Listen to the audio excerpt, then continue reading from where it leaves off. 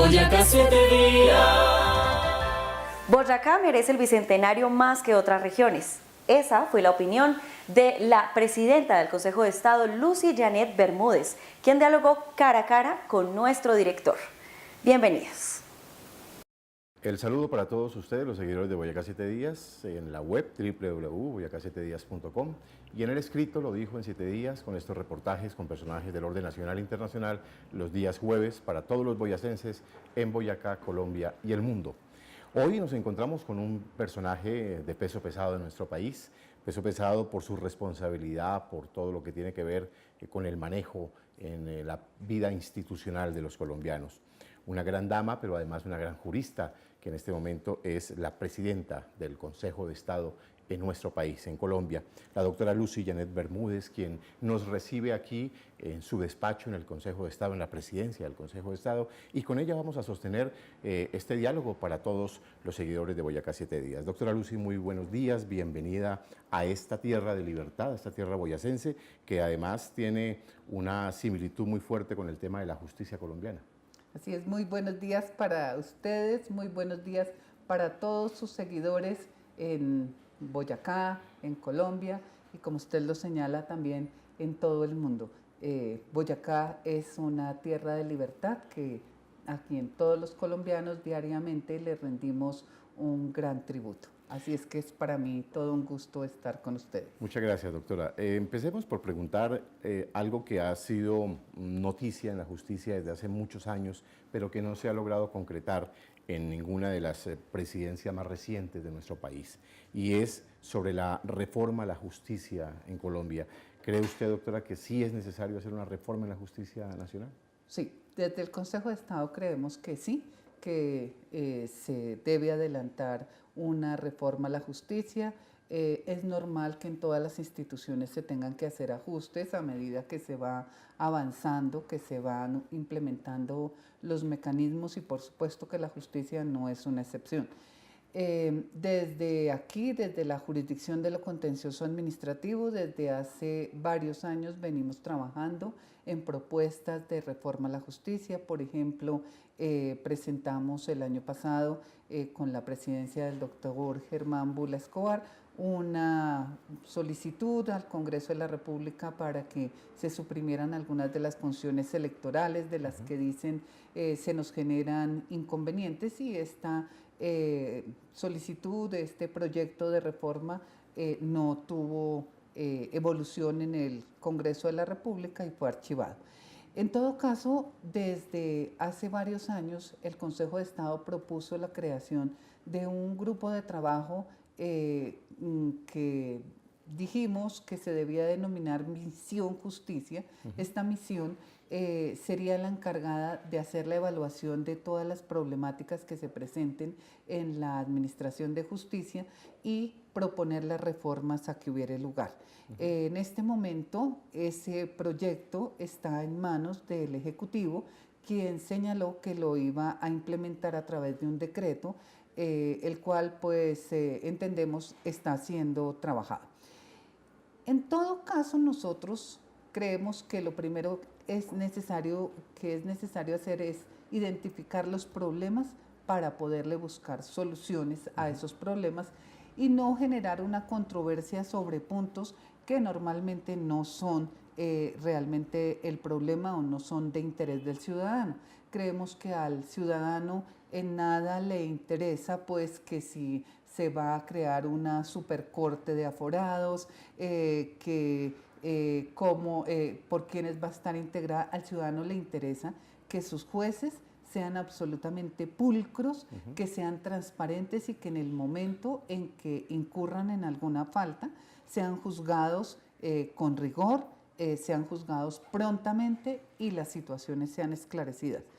Pero al ciudadano lo que más le importa es una justicia pronta, una justicia cercana a él, una justicia acertada.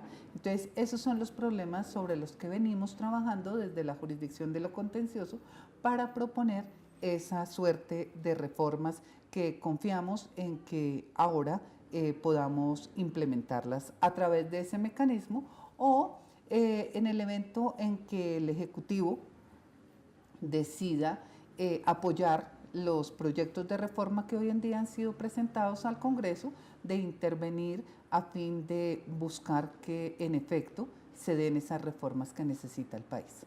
Desde su cargo y como presidenta del Consejo de Estado, doctora Lucy Janet, digamos uno o dos puntos neurálgicos que usted diga, esto es necesario cambiar en la justicia colombiana. Bueno, es necesario reformar, no acabar, pero sí reformar para ajustar el órgano de administración de la rama judicial, toda vez que tenemos muchos recursos que tienen que ser administrados con un perfil gerencial, con un perfil de administrador, y eso es muy importante que se dé. En segundo lugar, ajustes de competencias para facilitar la descongestión, para facilitar que el ciudadano vea prontamente los resultados de sus litigios que están pendientes, en algunos casos por varios meses, en otros por varios años, en la administración de justicia. Estos puntos son muy, muy importantes para el ciudadano y para nosotros, por supuesto, que también, porque nuestra idea es estar cerca de ese ciudadano, estar siempre del lado de ese ciudadano. Dentro de los objetivos misionales del Consejo de Estado, hay uno que es fundamental y es la articulación entre todas las ramas y las áreas de la justicia. ¿Sí cree usted realmente que en Colombia hay una articulación entre las áreas de la justicia? Porque vemos unas emisiones de unos fallos por parte de la Corte Constitucional, por parte del Consejo de Estado, pero cada uno a veces en algunas cosas, como que en el argot popular se dice que se tiran la pelota unos a otros, pero no se ven las respuestas. ¿Sí hay esa articulación realmente, doctora? Sí, hay la articulación. Lo que ocurre es que cada uno cumple con su función y desde la óptica de su función, pues toma las decisiones que le corresponden, pero es normal que en un sistema como el nuestro, en el que existen tantos controles, tantos pesos, frenos, contrapesos, pues se presenten estas situaciones, pero de ninguna manera puede pensarse que existe un choque entre las autoridades, sino simplemente que cada uno cumple con esa función.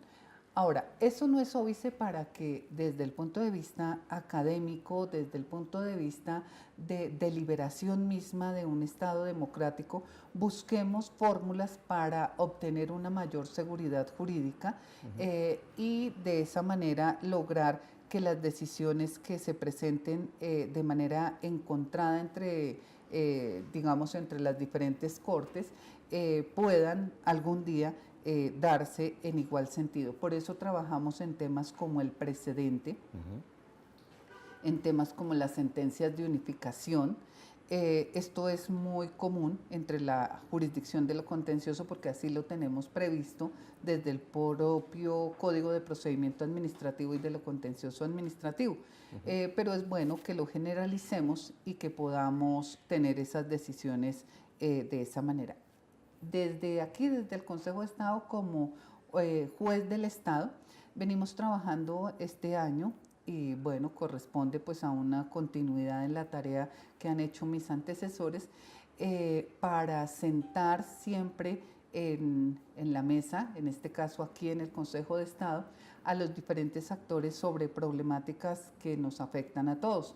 Este año hemos adelantado conversatorios sobre temas ambientales, sobre temas mineros. Esperamos también adelantar conversatorios sobre temas servicios públicos y otros más en los que las diferentes autoridades nos sentamos y lo discutimos desde la óptica de cada uno para tomar decisiones más informadas, para tomar decisiones que consulten por parte de la administración, que consulten la jurisprudencia y por parte de la jurisprudencia que consulten la realidad de nuestro país. Un país tan permeado en los últimos años, especialmente por el tema de la corrupción, que llegó a todos los niveles, que llegó no solamente ya en la parte del embrión municipal, departamental, sino nacional, las altas cortes. ¿Qué decirle a toda la gente que duda tanto hoy en día de la justicia colombiana desde el Consejo de Estado? Decirles que confíen plenamente en nosotros, que la mayoría de sus jueces, de todos los jueces de la República, trabajamos arduamente con honestidad, con transparencia, con vocación. Amamos esta labor tan importante que hacemos, le damos la importancia que cada uno de los procesos sometidos a nuestra consideración se presentan, pero que frente a los casos de corrupción que se presentan, como en cualquier estamento, como en cualquier sociedad, estamos absolutamente en contra de esas actuaciones que son aisladas, actuaciones que son insulares y que de parte nuestra merecen todo el reproche y el reproche más alto, teniendo en cuenta que los jueces de la República estamos llamados a ser los modelos de esa transparencia, de esa honestidad y por ende clamamos por unas decisiones prontas, severas, con todo el rigor en contra de quienes sean hallados responsables de esas conductas tan execrables, tan reprochables por parte de todos y de nosotros también. Uno de esos actos de corrupción es toda la parte electoral. Arrancamos ahora ya, después de esta Semana Santa, entonces viene la recta ya final y lo que va a decidir, sobre todo en las decisiones locales, departamentales, alcaldes, concejales, diputados, gobernadores, la elección popular en esas zonas del país. Muchos de los gobernantes quieren dejar sus reemplazos y quieren dejar sus reemplazos para que no les hurguen la vida ni les hagan investigaciones. ¿Cómo mira el Consejo de Estado esa posición de esos gobernantes que quieren dejar sus reemplazos para que todo quede en silencio y los malos manejos que hayan habido no lleguen a instancias como el Consejo de Estado? No, esa práctica es absolutamente reprochable y la decisión está en manos del pueblo, del elector. El elector debe saber que su voto no tiene precio. El precio del voto solamente puede ser la elección de unos mandatarios locales, departamentales y nacionales absolutamente comprometidos con el servicio público, absolutamente dedicados a ese servicio a la comunidad y en manos de cada uno de los colombianos está esa decisión. Ahora, por parte de las autoridades y concretamente de las autoridades judiciales, prestos estamos todos los jueces de la República desde la óptica, desde la competencia de cada uno a tomar las medidas que corresponden. En lo que tiene que ver con la jurisdicción de lo contencioso, la jurisdicción está preparada para adelantar los procesos de nulidad electoral en los términos que señala la Constitución, que son 6 meses para primera instancia y máximo 1 año en las 2 instancias, respecto de alcaldes, gobernadores, diputados, concejales, ediles, pero también para adelantar las acciones de pérdida de investidura contra los miembros de las corporaciones públicas, contra los diputados, contra los concejales, además de la nulidad electoral, también procede la pérdida de investidura, acción que la jurisdicción adelanta con gran responsabilidad, con gran cuidado y trata de hacerlo en el menor término posible. Pero también, por ejemplo, cuando se rebasan los topes de la financiación, que es una práctica, una modalidad de corrupción muy usual en Colombia. Muy usual, lamentablemente. También, primero, el Consejo Nacional Electoral, que es una autoridad administrativa, pero también la jurisdicción de lo contencioso para decretar la pérdida del cargo de quien traspase esos límites que se han establecido para esas campañas. De la misma manera, la jurisdicción penal debe estar absolutamente presta para adelantar las investigaciones de su competencia y la Fiscalía llevarlas ante los jueces de la República en procura de que se tomen las medidas correspondientes. Pero insisto, el mayor responsable en todos estos procesos es cada uno de los colombianos, es cada uno de los electores. Boyacá, por ejemplo, la tierra de todos ustedes y que tanto respeto nos merece, es una tierra en la que la mayoría de sus ciudadanos, por no decir que todos, son muy dedicados al tema político. pues a todos los boyacenses es recordarles que la responsabilidad está en sus manos con el voto que depositen en octubre y que deben hacerlo con total responsabilidad, sabiendo que es el máximo deber y derecho de un ciudadano de cualquier comunidad, de cualquier sociedad. Y ustedes son los llamados a, como en muchas otras cosas, a dar ese ejemplo. Ahora también vienen varias prevenciones por parte de la justicia hacia los gobernantes, y una de ellas es la famosa reserva y la congelación de los recursos en esa ley de garantías que se ha llamado, pero que en muchos casos se disfraza también para poder manipular y poder maniobrar los recursos. ¿Sí ha resultado esa ley de garantía, doctora, para este país? ¿Sí ha sido útil esa medida? Hay toda una serie de discusiones sobre la ley de garantías electorales y las vedas preelectorales, sobre todo frente a las elecciones territoriales, en la medida en que los detractores de esas disposiciones consideran que se paraliza la administración y que los gobernantes tienen que valerse de una serie de mecanismos que de pronto no sean tan transparentes para poder ejecutar los recursos.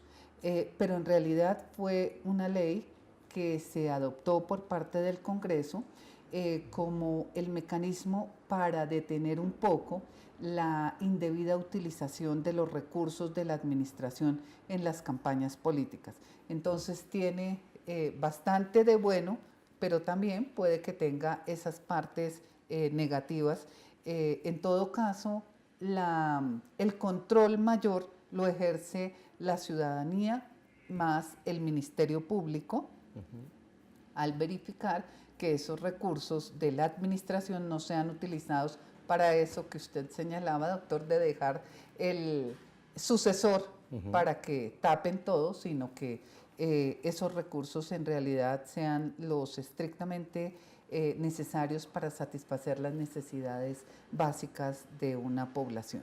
Entonces, se está en un movimiento de reforma de la ley de garantías electorales.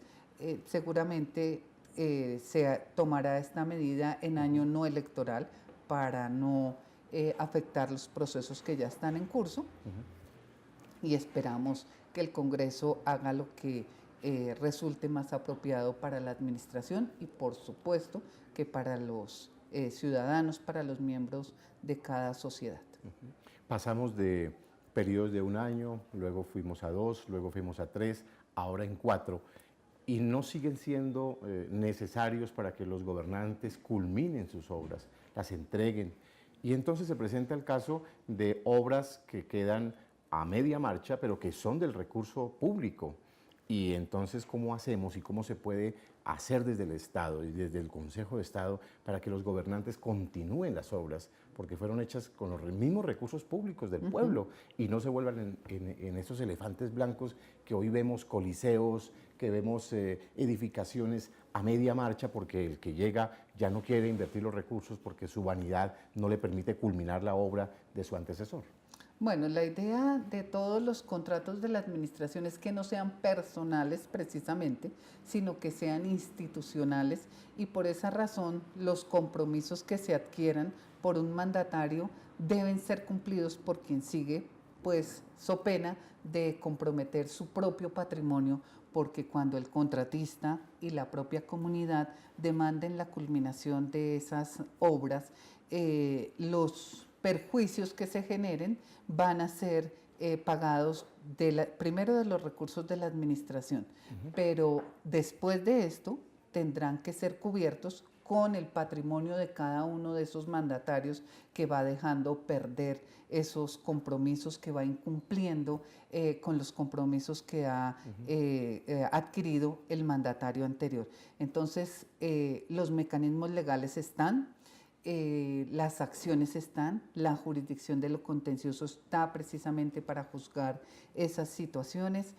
La idea es que los ciudadanos acudan a esas acciones cuando quiera que vean que esas prácticas ocurren, prácticas obviamente nocivas para el patrimonio público, y también que acudan al Ministerio Público y a las Contralorías para efectos de evitar esas malas prácticas en la administración.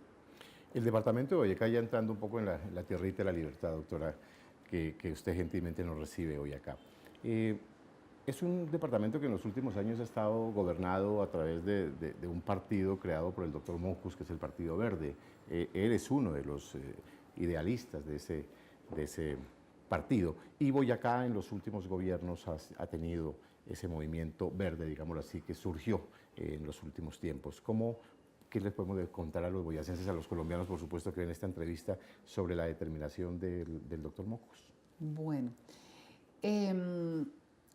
yo les quiero contar, primero, que a partir del año pasado, antes de entrar en el tema para explicar un poco la situación, a partir de enero del 2018 se profirió la ley 1881 que estableció la doble instancia en la pérdida de investidura y que buscó a su vez que existiera armonía entre lo resuelto en la pérdida de investidura y en la nulidad electoral.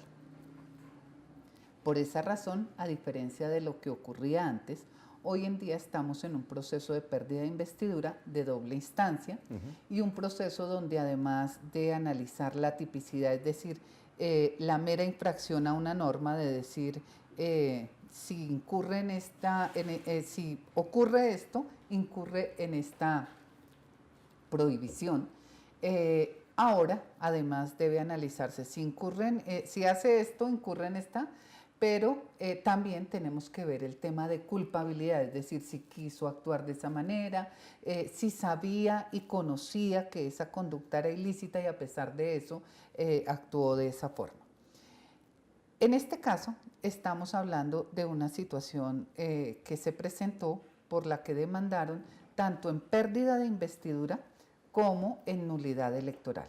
En pérdida de investidura, en primera instancia se juzgó por una sala especial integrada por un magistrado de cada una de las 5 secciones que pertenecemos a lo contencioso administrativo. Y en ese momento esa sala especial, por mayoría 4-1, consideró que el doctor Antanas Mockus no había incurrido en la causal de pérdida de investidura prevista por el numeral 3 del artículo 179 de la Constitución, que le prohíbe a quien va a ser congresista que dentro de los 6 meses anteriores a la elección celebre contratos por sí o por interpuesta persona con entidades públicas dentro de la respectiva circunscripción. En este caso la circunscripción pues es nacional, porque el Senado de la República, nosotros todos los colombianos participamos para elegir a los senadores.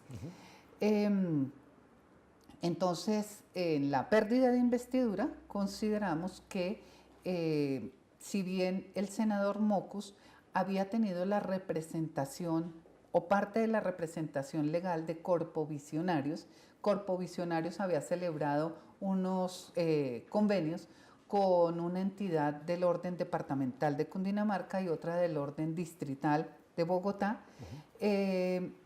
La celebración de ese contrato había ocurrido no por intervención directa o indirecta del ahora senador Mockus, sino que lo había sido por el director ejecutivo. La apreciación que tuvimos en esa sala especial es que estábamos hablando de una representación colegiada, conjunta, entre el senador Mockus y el director ejecutivo, y que para efecto de estos convenios específicamente, la representación por disposición de los estatutos y por una convención que hubo pues años atrás, antes de la elección, se dispuso que por cierta cantidad de dinero los convenios los podía realizar ese director ejecutivo, quien tenía la representación legal. Como a su vez, y así terminó pues esa instancia de la pérdida de investidura, la cual fue impugnada, y en este momento se encuentra pendiente de ser resuelta en la sala plena de lo contencioso. Como a su vez se instauró la acción de nulidad electoral, que le corresponde ser fallada por la sección quinta del Consejo de Estado, en la sección quinta, el jueves anterior a Semana Santa, por mayoría, 4-1, 3-1, perdón, se resolvió decretar la nulidad de la elección por cuanto primero consideró que no estando ejecutoriada la decisión de pérdida de investidura, porque está impugnada, no hacía tránsito a cosa juzgada sobre la tipicidad, y segundo, entonces la mayoría de los consejeros consideraron que en este caso no había esa representación conjunta, sino que lo que había era una especie de delegación de la representación, y por esa razón el senador Mocus, por interpuesta persona, es decir, a través del director ejecutivo, había celebrado el contrato para Corpo Visionarios y por esa razón declaró la nulidad de la elección. En este momento todavía pues no está ejecutoriada esa sentencia tampoco, ni la de pérdida de investidura ni esta otra, y estamos pendientes pues a la toma de decisiones correspondientes, y cuando queden cuando alguna de las dos quede ejecutoriada, pues ya el Consejo de Estado mismo entrará a través de la sala plena de lo contencioso a tomar las decisiones correspondientes. ¿Se prevé cuánto tiempo más o menos, doctora, de poder llegar a una determinación final? No podría señalarles un término, pero yo confío en que sea muy pronto, porque el Consejo es consciente de la necesidad de tener seguridad jurídica sobre esta temática. Doctora, ya unas inquietudes finales. En el departamento y en el país en general se ve mucho el tema de las demandas sobre las pensiones, sobre el sistema de salud y sobre pensiones, tanto en el magisterio como en los jueces de la República. ¿Cómo lidia el Consejo de Estado con esas demandas permanentes que además en la zona, en el departamento de Boyacá, son muy, pero muy frecuentes? En todo el país. La verdad es que es una problemática que genera una alta litigiosidad porque ha habido muchas disposiciones, mucha normativa sobre esta temática, y también ha habido varias decisiones, a veces con criterios diferentes. Las normas se prestan para diversas interpretaciones. El Consejo de Estado, como corte de cierre en esta temática, viene trabajando en el proferimiento de sentencias de unificación que permitan fijar un precedente y de esta manera permitir que los tribunales y los juzgados de lo contencioso sigan esa línea jurisprudencial y tengamos decisiones igualitarias para todos.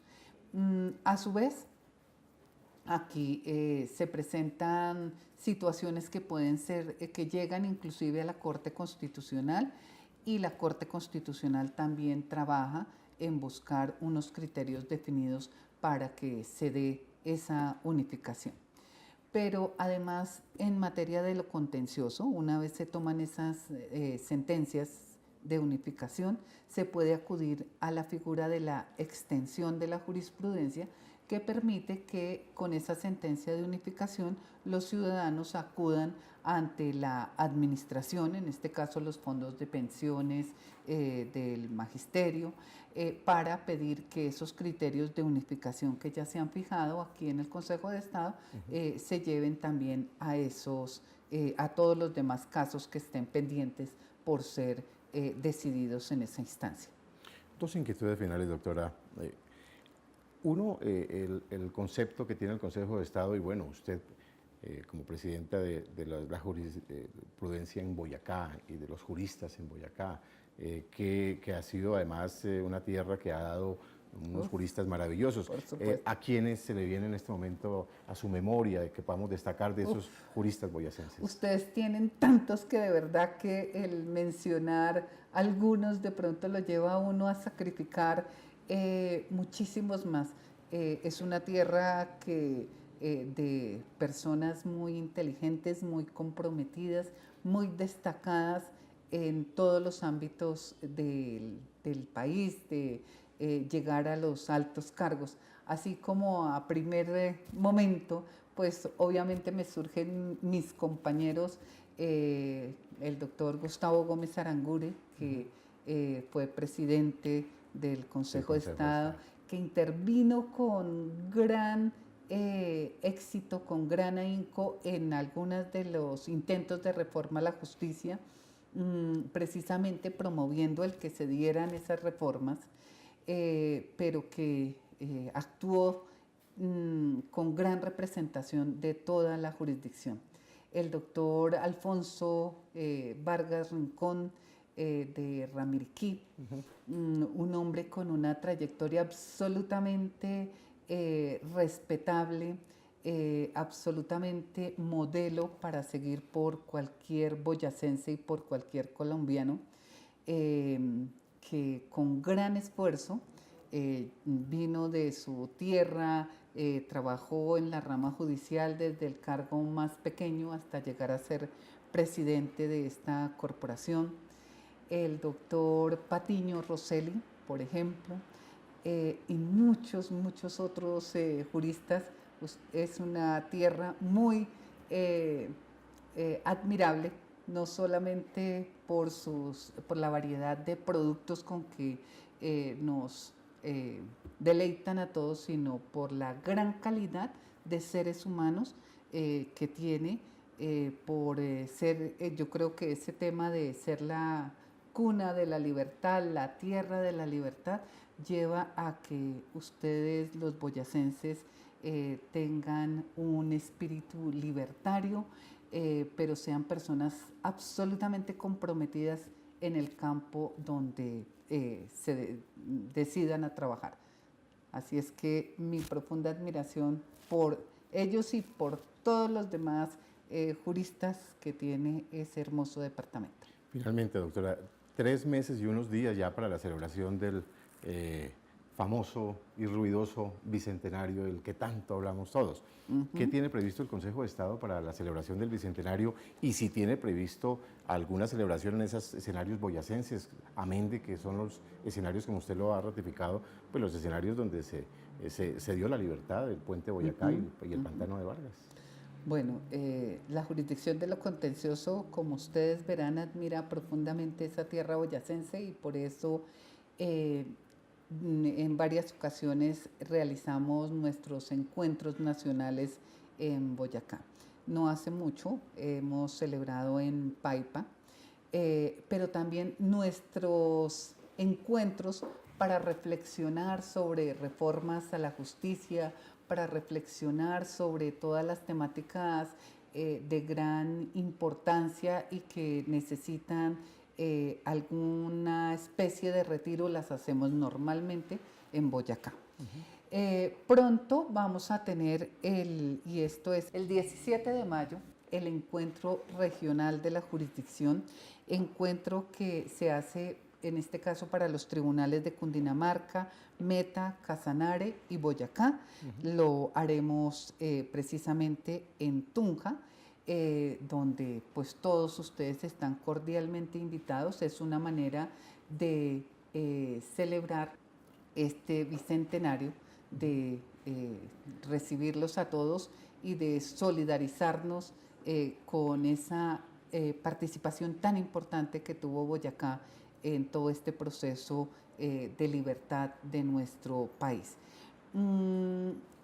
Yo creo que desde el departamento se están programando muchísimas actividades. Nosotros desde el Consejo de Estado y desde la jurisdicción de lo contencioso estamos prestos a acudir al llamado que nos haga el señor gobernador para acompañarlos, por supuesto, que con todo el gusto y con todo el orgullo en esta celebración que Boyacá se merece muchísimo más que otras regiones del país por su gran contribución a esta jornada, a este bicentenario que nos permite hoy estar aquí, que nos permite disfrutar de la Constitución, de los derechos y demás que tenemos reconocidos. Muchísimas gracias, doctora, por su amabilidad, por su amplio conocimiento que se nota a leguas y que además admiramos mucho en usted. Y quisiéramos despedir este espacio hablándole a los candidatos al Consejo, Asamblea, Gobernaciones, tanto a los que están aspirando en este momento a llegar a esas corporaciones, a esas curules, como también para los gobernantes que dejan en este momento el cargo y endosan sus responsabilidades a los que llegan en este momento. Bueno, a todos los aspirantes, a todos los candidatos a los cargos de elección popular, les recuerdo la gran responsabilidad que ustedes tienen. Ustedes deben dar ejemplo de transparencia, de honestidad, de respeto profundo por sus electores, presentando propuestas serias, utilizando adecuadamente los recursos que el Estado les da para el adelantamiento de sus campañas. Y a ustedes, señores gobernantes, que terminan el periodo para el que han sido elegidos este año, también es la invitación desde el Consejo de Estado, desde la jurisdicción de lo contencioso, para que durante este tiempo, estos meses que les quedan, cumplan a cabalidad con sus funciones, protejan los recursos públicos y sean como el fiel de la balanza, sin inclinarse a favor de ningún aspirante, sino a favor de su pueblo, a favor de su tierra, de quienes lo eligieron. Su compromiso siempre será con el pueblo. Eso es la democracia y en sus hombros y en sus manos radica esa responsabilidad. Así es que es esa cordial invitación y recordarles que cuando no cumplimos con esos deberes, también está la jurisdicción de lo contencioso, la jurisdicción penal y la parte disciplinaria y fiscal para censurarnos por ese incumplimiento. Así es que los invito a todos a que cumplamos cada uno con nuestra obligación y trabajemos todos por una democracia más transparente, más sólida, más legítima. Muchas gracias. La doctora Lucy Janet Bermúdez, la presidenta del Consejo de Estado, quien amablemente nos ha recibido hoy en su despacho. Más adelante, más invitados en entrevistas premium de Boyacá 7 días. Muchas gracias. Boyacá 7 días, con la verdad.